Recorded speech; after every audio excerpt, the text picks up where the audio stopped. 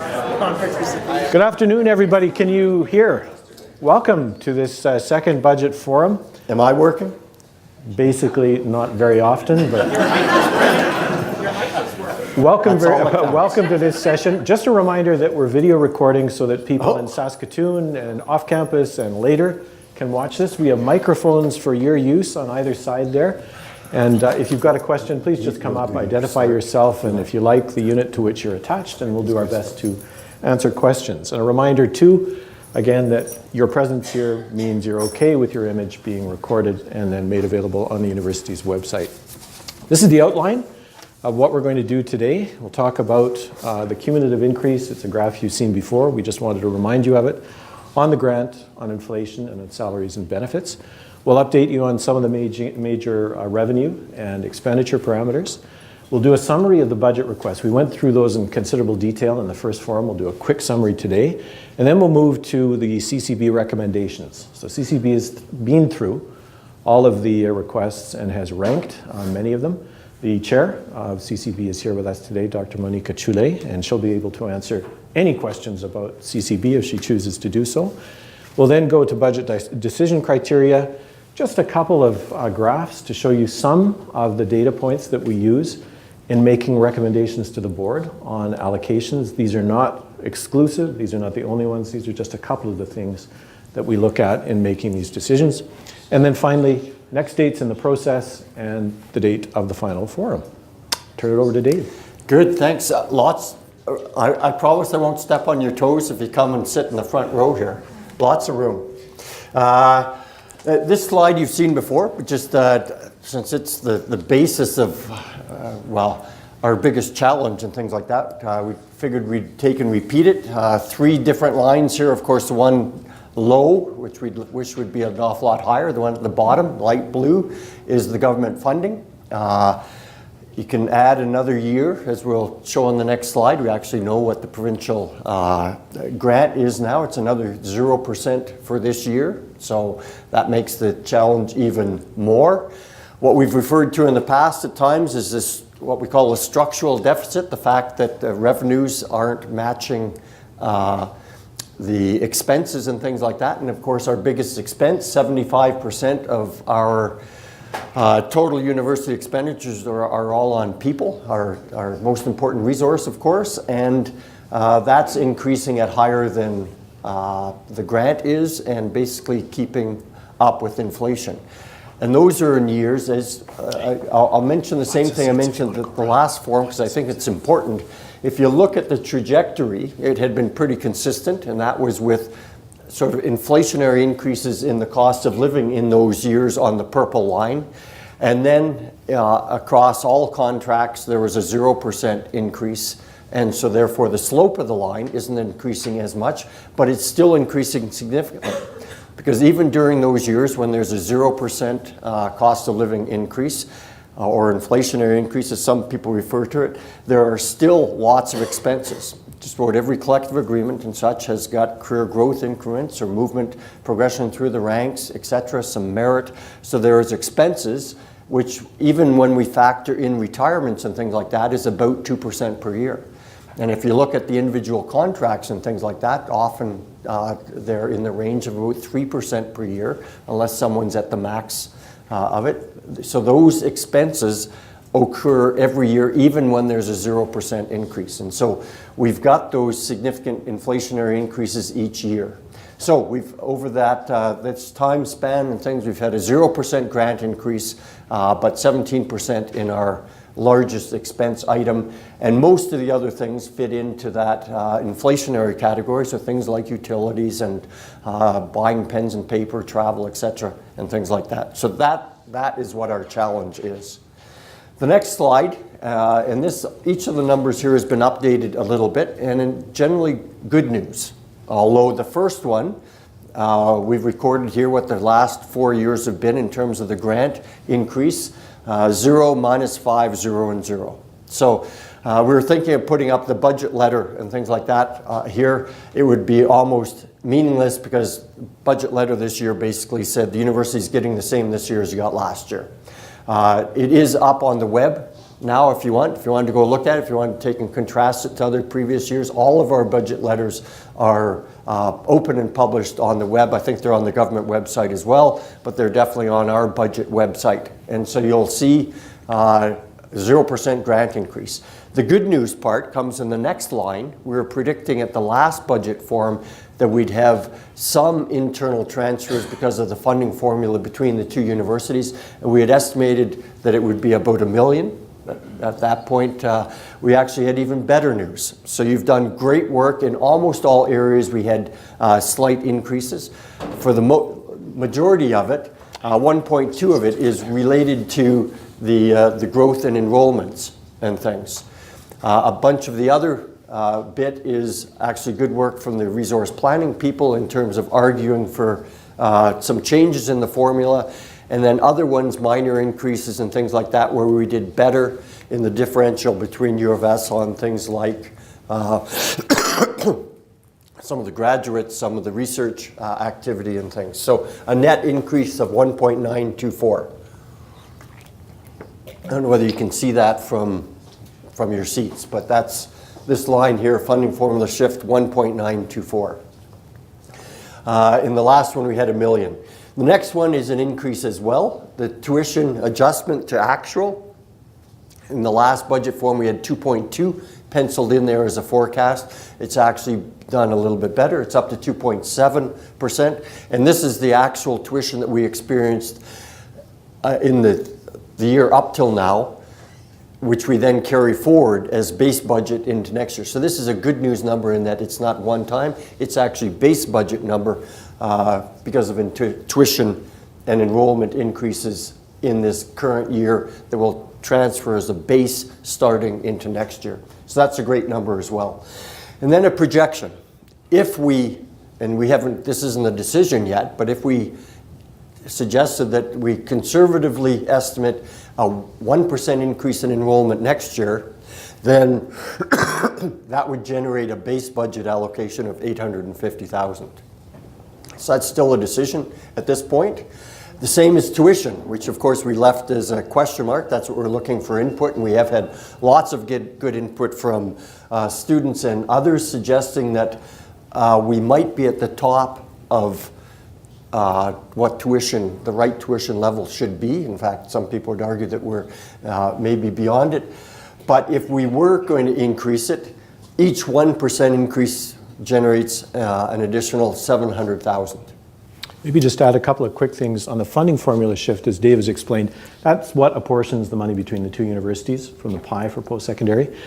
I would call that soft base in that it's calculated on a rolling 5-year average with a 1-year delay. If the University of Saskatchewan's enrollments begin to grow again at a rate greater than ours, that money will be clawed back to Saskatoon. So we need to be very cautious in the way that we treat that, though we've done well. And finally, putting that $2.7 million onto the base because of higher than budgeted enrollment and course taking last year puts us at a little bit more risk because we have to retain those students in order to continue that money flowing into university coffers. So just want you to be aware of those things. Hey, I'll just add another little bit too, because you might wonder about U of S allocation and things and what their view of all of this is. Of course, they haven't been very happy each of the last couple of years. We've gotten one on this funding shift from university to university. They are also arguing that they unilaterally had some reductions in their budget, and so they actually argued this year to try and suggest, well, until we get that corrected, maybe we should freeze the use of the formula as well. So as Tom mentions, it's very soft. It is a budget decision that the government makes each year in terms of, are we going to take and employ the funding formula shift? Are we going to take and exercise some adjustments and things? And so, and it could go in the opposite direction any particular year. We're still doing better on enrollment, so this 5-year rolling average with a 1-year lag is still going to be in our favor for the next little while anyway. But at some point, there's a good chance it could shift. The same sort of thing as if in, say, the research categories and things like that, they become hugely successful, then we'll see an awful lot of money flowing to them. And I'd suggest an awful lot of the benefits that we've been getting is not necessarily I'd say everyone has been challenged in terms of getting additional research funding. And since they have traditionally gotten more, the fact that it's been difficult for everyone to get it has favored us in that they're not getting the huge sums that they got before as well. And so since it's in real terms, that's how the funding formula works. But very soft, very much at risk. Now on the expense side, we have these numbers, we haven't changed the 4.3. That, of course, is the estimate of the total amount of the salary lift that we're going to have. That very first chart, we had the angle up to that 17%. That's what that differential is. That's what it is in real dollars in terms of this year, what we've calculated for the anticipated settlements and such for this year. So 4.3 million just to take and pay for current commitments. Same sort of thing, we know that inflationary costs in a number of different items. I don't know whether you can see all the different subsections here, but almost 1.6 million of just large-scale inflationary increases that no discretion. They just come off the bottom line. The one that hit all the news yesterday, of course, was carbon tax. The good news is we had calculated that it might be a larger number. In fact, the carbon tax ended to be slightly lower, but it still means $189,000 for us this year as an example. And of course, then the long list of needs at this university. I don't think that there was any item that I saw in any of the budget requests that didn't have a very good, strong, legitimate need. When you take and add all of those up, they of course surpass any funding we have available right now, but 4.6 million, we'll talk about that in more detail. Super. We thought we would. There we go. Just to go back for a second there to that bad debt. Calculating 581K, that seems like a big figure. It is. It's a lot of money in the context of where most of the bad debt is unpaid tuition, is tuition debt. And our total tuition and fee mass now is $89 million. So if you put that bad debt into the context of $89 million, it's not a very large percentage at all. In terms of cash, that's the equivalent of, say, 6 APT positions that we are unable to staff because of bad debts. And we do try to collect those using collection agencies and so on, but sometimes we are not successful. So this was just a summary of the budget requests that we ran through in detail last time. A request for roughly 30 new faculty and teaching support, 24 admin positions, 6.5 research, for 60 jobs at about 4.6 mil, which was the number on 2 charts ago. And those were distributed roughly as follows. The faculty positions, everything from engineering and applied science, JSGS, kinesiology, media art and performance, nursing and science, CCE designers, CTL positions, and so on. I won't go through those in detail because the details on the slide deck from the previous forum. And then other needs that were identified in the budget submissions from the units. And just to pick out a couple at random, external relations needs additional support because we've got to ramp up our fundraising. To make up for that decline in the rate of increase of government funding and to lessen our dependence on tuition revenue, we've got to increase our fundraising, particularly fundraising from alumni, and you need money to raise funds.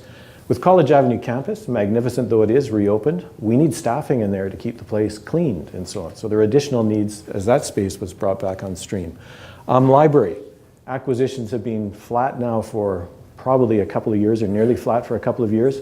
But the price of those resources goes up every year, and of course, if the exchange rate goes a little haywire, most of them are priced in American dollars. So all kinds of really good other needs identified in the budget submissions. And that's where CCB comes into play. So I sit through those meetings, though I don't participate in the votes on them. Dave does the same thing. Dave Malloy does too. I think, Dave, you're in that committee. We listen to the discussion to learn the context from that committee about their ranking. And here's the ranking that they have assigned to the requests. So, and these are rank ordered. ASTP means assistant professor, an entry-level academic hire in Chem Biochem, where the needs are very high. Another assistant professor in nursing, a lab instructor in kin, a lab instructor in engineering. And then these 2 positions are currently vacant through retirement or resignation in the Faculty of Arts. The committee recommends that those positions stay with the faculty and be filled with an appointment in Indigenous anthropology and one in English on prison writing. We've got an expert currently there as a sessional lecturer who does prison writing and outreach to people who are incarcerated. And this is something that I think caught the eye of the committee and a number of other people. So those are the kind of academic, and these are new. These are vacant but existing. QPT and faculty positions, QP and APT positions in the faculties, you can see them there. Lab safety is important. Engineering needs a technologist. The educational developer is the person, one of the people who help professors prepare their online and blended offerings through CCE and CTL. JSGS, which has grown its programs quite dramatically. The MHA, you've heard me say many times, has more than doubled its initial enrollment projections. We need more academic advising in that unit. Social work, we'll be able to choose if we're able to get that position in there between an academic advisor or an admin assistant. And FGSR, which has seen, anybody from FGSR here today? I don't see Cassie. Darlene, you know, what's the increase in your number of applications? It's staggering. It is huge. They're bombarded. Yeah, 30, 40% increase in applications. Just to process graduate applications, we've got to find a way to get some more help in there. And then finally, in admin units, CCB recommended a technician in IT, AV or IT, a network analyst in IS, as all of the needs for the computing infrastructure and security of the computing infrastructure and integrity become paramount. Marketing and community engagement in external relations, and a storekeeper or receiver in financial services. And then CCB said, what about this? The recommendation was to sort of open a fully staffed Center for Teaching and Learning. They said, what about some support initially for day-to-day operations, postpone full staffing, stage it over a period of a couple of years, and consider continuing with the present secondment arrangement for the director. Dr. Ricketts from Education is currently seconded from her faculty position as pro tem director. They're saying, consider extending that secondment if budget is tight. For the Central Testing Center, yeah, support it, and some operating expenses at the lowest cost possible. So as we begin again to crunch the numbers and think about what tuition revenues are, we'll have to try to figure that out.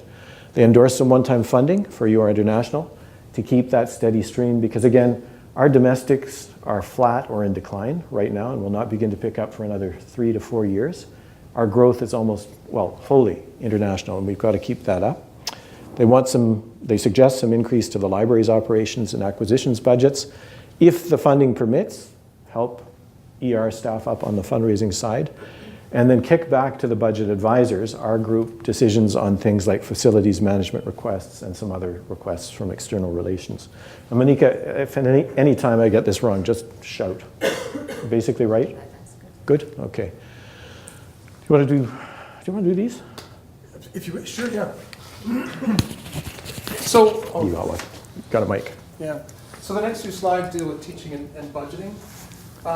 So this is the full load equivalent, and you can see on the top of the graph that science. It might not be turned on. arts- Is your mic on? You'd think I'd know. How's that? Same. Nice. No, I won't. Maybe move it up a bit. There we go. How anticlimactic, hey? I'll hold it. So you can see no surprise that science and arts have the highest teaching loads. But notice engineering, there is a decline here. And probably the greatest reason for that is the Saudi students that left us, as well as some declines in petroleum engineering. Education is on a bit of a slope. That's an unfortunate slope. Everyone else is kind of clustering in steady state, if not slightly increasing. Now, as far as budgets are concerned, again, no surprise that science and arts are the highest and trending upward. Everyone else is clustered near the bottom. But I want to point out that in 2017, we have, I think it's arts, arts, education, MAP, and social work were the faculties that were cut in 2017-18, but in 2018-19, all budgets have increased. And everyone trending upward. And maybe just point out there too, as an example of a faculty that's seen dramatic growth. Look at how Kin has gone from 2.2 to to 4.2 million over a period that has seen its enrollments increase to, we have now more than 800 majors in the Faculty of Kin. It's grown dramatically. And though resources follow that growth rather more slowly than we'd like, you can see how we are trying to track resources with student demand. Okay, budget criteria, same criteria that we've used in the past. Obviously, alignment with the strategic plan. Recruitment and enrollment of students in areas that we think are going to experience growth in terms of teaching, research, and so on, but also emphasis on units that have already shown increases in teaching and increases in the research portfolio as well. And then finally, the recruitment of Indigenous scholars is very much part of our criteria. So, back to you. Sure. The next little bit is just a bit of the schedule and things like that. Of course, we've got this next month or whatever is when we start to do great work and hard work by Council Committee on Budget. The month before that was all of the work by the budget managers making their submission. Now we get together with a number of different advisors, a variety of different further input and things like that to come up with a recommendation for the board for the 6th, their meetings on the 6th and 7th of May. Board then will make the decision, either approve the recommended thing or make modifications to it. We'll publish that on the 10th of May, have another budget forum on the 13th of May, and then of course the cycle begins again in terms of producing the budget book, getting the allocations out to the units, and implementing the plan. But into the final throes here, and that's what we're looking for now. In this final month, as we take and sit down and take the input from the variety of sources we've already got, the information we get here, the emails and things like that that you send us or conversations you have with us, and provide additional information, that's what will be done, what will be used to take and generate a recommendation to the executive team, to the president, and ultimately to the board. And so that's one way you can take and get information to it. Today at this forum is another way. Any way possible, we'll take it. Catch us in the hallways, send us emails is even better, but we're looking for information. So thanks very much, and we'll try to answer any questions you might have today. We really appreciate your thoughts too, if you have some about tuition, both undergrad and grad. We were going to focus on grad tuition at this forum. We promised to do so at the first one. And then Peter Levitt, Dr. Levitt, who's over there, was not going to be present, or we thought was not going to be present, so we have deferred that, only to find out that he just flew into town at midnight last night. So we'll talk about grad tuition at another time, perhaps that third forum. But any questions you have or any thoughts you have, especially on that remaining big number, tuition, we'd be glad to hear. Oh, you could. Oh, the microphone, yeah. We'd wanted to present some data, Gavin, which we deferred until the next meeting, thinking that he wouldn't be here.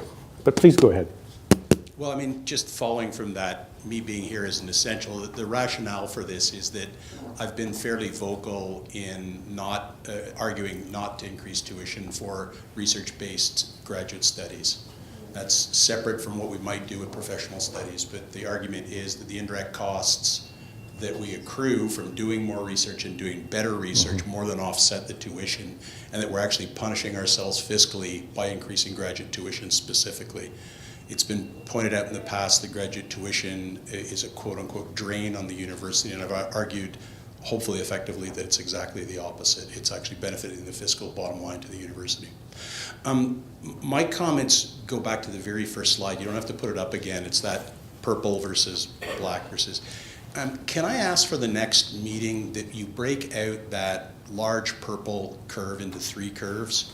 That is the inflationary increases which have occurred over the decade, the unavoidable statutory increases associated with contracts, and the number of hires that have been made, because they all 3 go into that. Yep. Only one of those is controllable. And I think you need to know what the relative leverage is if you're going to make good decisions about how to control the budget. I'm going to argue you're probably going to find that the only way to control that curve is by hiring, not fulfilling as many as the 60 asks and maybe 0 for 1 or 2 years, given that we're -5 over 4 years. Thanks, Peter. Definitely accurate in terms of all of those things do go into that, in terms of all of the different salary expenses, the new hires, the retirements and such factor in a positive way. The hiring, of course, factors in a negative way in terms of expense wise, and of course the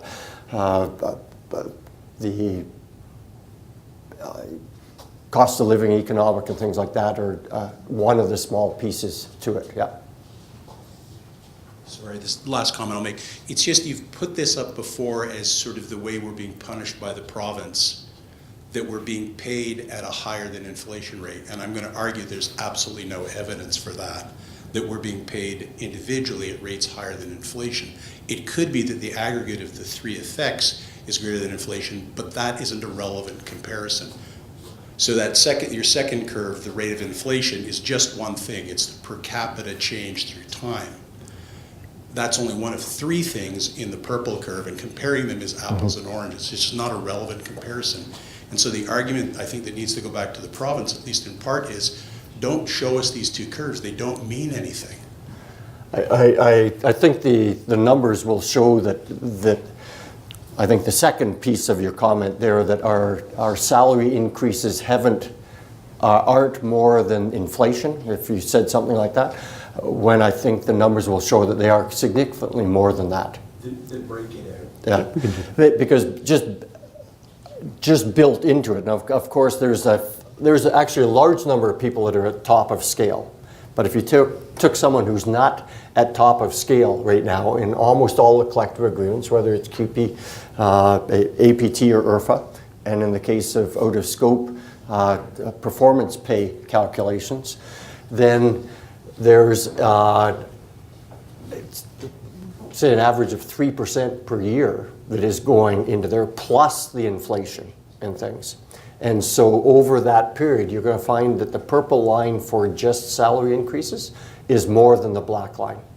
But that's 3% per year, including the... Correct me if I'm wrong, that's 3% per year that includes the staged increases when you move from level 1 to level 2, level 3, through the professoria, through the APT categories. That's not the same as inflation. Well, no. If you're entitled to a career growth increment of 3% in the 1 year, and the inflation that year would be, say, 1.5% increase that year, then that year you're getting 4.5%. I completely understand that, but that scale increase is not controllable. Either that or you're going to have a contract without 11 steps in it. What is controllable is the number of positions that we hire. What isn't controllable is the scale or the externally imposed inflation rate. That's my point. That curve, the purple curve, has all three pieces blended together. They need to be separate if you want to compare it with the rate of inflation. So, yeah, I mean, you make a great point, and it points to, I think, one of the fundamental structural issues, the budget model here and at most Canadian universities. If the grant stays flat or declines, we become more, not less, dependent on tuition revenue simply to pay the bills of the existing complement. If the wages and benefits of the existing complement goes up, we either have to attract more students, retain them, and charge them more tuition, or we have to begin shrinking the workforce, thereby increasing sessionalization, course sizes, and so on. It's a pretty bitter set of logics there, and everybody's facing some version of that.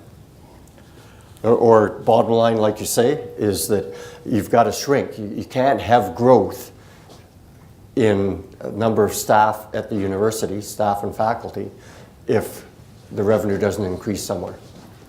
Right, but there's a difference between increasing in size and renewing. So if you're going to add new programs such as senior leadership has proposed, then presumably you have to get rid of something at the bottom if your envelope isn't getting larger. It's not that complicated. And the remark has often been made that we love to innovate at universities and we find it really hard to shut things down, really hard. Well, that's on the hard pile for sure. Other questions? Anybody have any thoughts on tuition? I mean, some of you have kids attending here. All of you have contact in one way or another with students. What would you advise on tuition?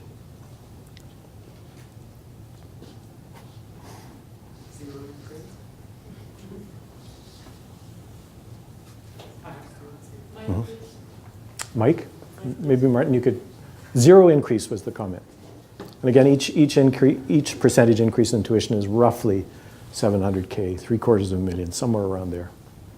So every percentage we don't increase, we forego $750,000 in revenue. And as Dave said in the opening comments, nationally we're still pretty much in a good place, but boy, among our competitor institutions in Alberta, Saskatchewan, and Manitoba, we've really begun to pull ahead on tuition structures, and we can't go too far in that direction. So this is not Victoria or Vancouver.